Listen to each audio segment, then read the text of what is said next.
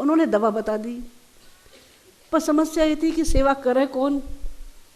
गुरुदेव ने ये मन में ठानी कि उनकी सेवा स्वयं करेंगे। तब गुरुदेव केवल 13 साल के थे।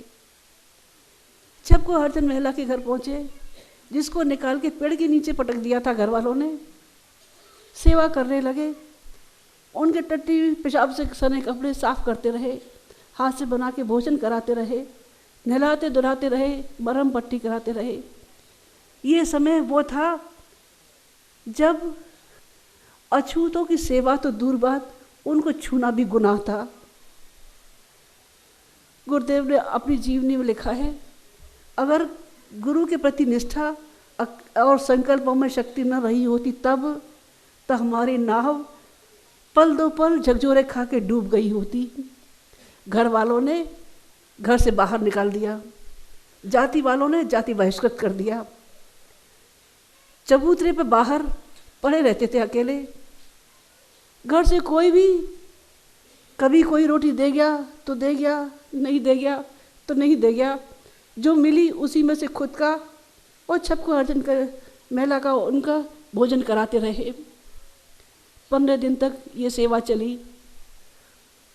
इस सेवा के बाद वो जब ठीक हो गई, जिंदगी भर गुरुदेव को भगवान कहती रही।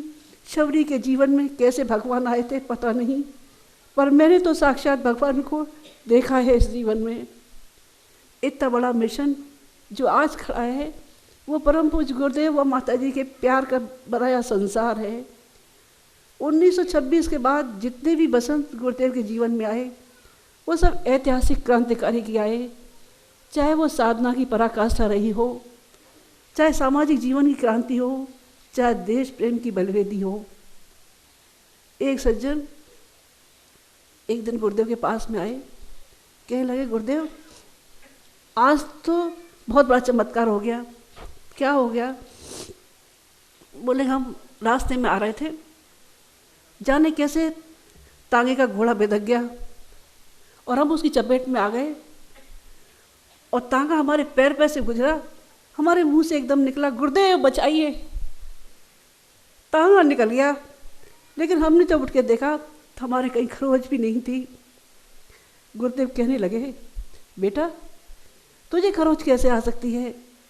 वहाँ मैं जो मौजूद था, कहकर उन्होंने अपनी धोती थोड़ी सी उठाई तो उनके पैरों पर तागे के निशान मौजूद थे। वो प्यार जो उन्होंने बांटा, वो प्यार जो अखंड ज्योति का जलाया था, करुणा का, ममता का, ज्ञान का दिया जो जलाया, वो अनवरत जलता रहा। गुरुदेव कहते रहे, इतनी बड़ी शक्ति, इतनी बड़ी हिम्मत जहाँ से आती है उसका नाम है गायत्री मंत्र। केवल साधना की वो शक्ति है जो आदमी को अंदर से बड़े काम करने के हौसले दे जाया करती है। नल और नील का उदाहरण देते थे, कहते थे नल और नील कौन थे? नल और नील रीछ थे, लेकिन जब हौसले बुलंद हुए तो क्या किया? 100 योजन लंबे समुद्र पर पुल बांध दिया था। और हौसले जब बुलंद हुए थे हनुमान के, तब उन्होंने समुद्र लांघा ही नहीं, लंका में जाके आग लगा दी थी और ज़रूरत पड़ने पर पहाड़ उखाड़ लाए थे संजीवनी का। ये जब हौसले बुलंद होते हैं तब, जब मन में अंदर साहस पैदा होता है।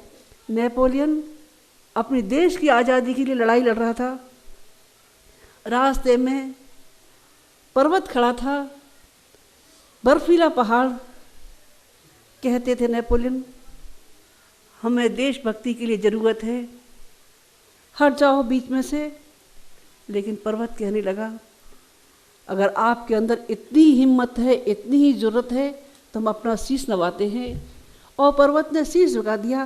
कहते हैं वो बर्फीला पहाड़ जिसमें से कोई कभी गुजरा नहीं था, उसको नेपोलियन पार करते हुए चले गए। आध्यात्म की जितनी भी सफलता है उसके पीछे केवल एक ही शक्ति काम करती है, उसके पीछे है श्रद्धा। श्रद्धा न हो तो बात बनती है, बात बनती नहीं। रामायण में एक बहुत अच्छा प्रसंग आता है। वो प्रसंग जिस समय राम अपनी सीता को ढूंढते फिरते थे और रावण अपहरण करके ले गए थे।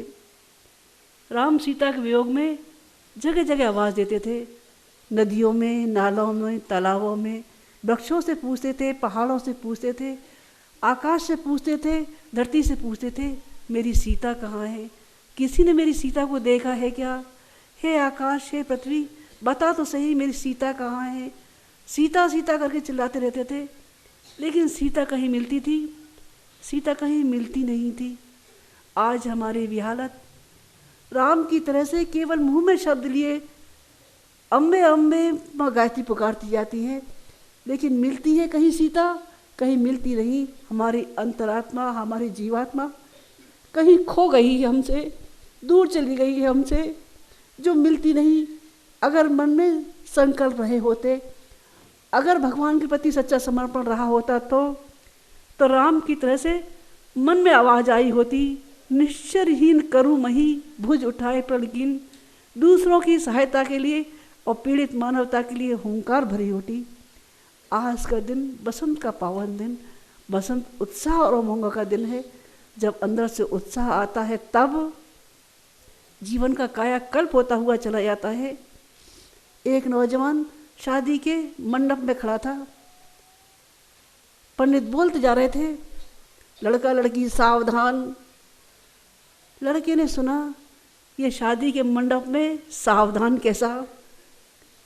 सोचने लगे कहीं ऐसा तो नहीं ये सावधान इसलिए किया जा रहा हो, क्या आगे की जिंदगी पत्नी और बच्चों तक सीमित रह जानी चाहिए? दोबारा पंडित ने बोला सावधान। फिर सोचने लगे क्या रोटी और कपड़े तक अपनी जिंदगी सीमित रह जानी चाहिए? तीसरी बार फिर पंडित ने सावधान बोला। रामदास उठ खड़े हुए, मन में एक आवाज हुंकार लिए, ये छोटी जिंदगी, कमजोर जिंदगी पसंद नहीं। अंदर से आवाज आई, महानता का रास्ता खुला है, समाज का रास्ता तुम्हारे लिए खुला हुआ है। समर्थ गुरु रामदास होते हुए चले गए थे। बसंत उभरा था नरेंद्र के मन में, जिसके मन में केवल ये विचार आए थे, मुझे नौकरी चाहिए, रोटी चाहिए। परमहंस जी से कहा, गुरुदेव मुझे आशीर्वाद दे, मुझे नौकरी चाहिए। उन्होंने कहा, बेटा मेरे पास तो है नहीं, तो ये मांगना है तो काली से मांग। नरेंद्र चले गए थे काली के पास। दिव्य सत्ता को देखकर ये सोचने लगे, इतनी समर्थ, इतनी विराट सत्ता के साथ पास में आकर भी अगर मैं एक छोटी मोटी चीज़ मांगूं तो ये संभव नहीं। मांगना हो तो कोई बड़ी चीज़ मांगी जानी चाहिए। विचार करते रहे, सोचते रहे, माँ से प्रार्थना करते रहे। मन से आवाज़ निकली, माँ मुझे शक्ति दे, मुझे भक्ति दे, मुझे ज्ञान दे। और नरेंद्र विवेकानंद होते हुए चले गए। आज के दिन, बसंत के दिन, गुरुदेव का जन्मदिन पर लोग उपहार दिया करते हैं। हे गुरुदेव, आपके जन्मदिन पर हम क्या उपहार दें? आपके दिए ही है हम, हमें तो अपने अंत्य की पीड़ा में हिस्सा दे देना गुरुदेव। हम आज के दिन एक विचार करें, हमारा अंतर, हमारा भावनाएं, हमारी श्रद्धाएं सब गुरु के चरणों में है। हे गुरुवर, हे मातृशक्ति, आज आपके जन्मदिन पर यही भावना है, आप अनुदान दे, प्रेरणा दे, हमारे आगे की पीढ़ियां आपके चरणों में समर्पित हो सकें।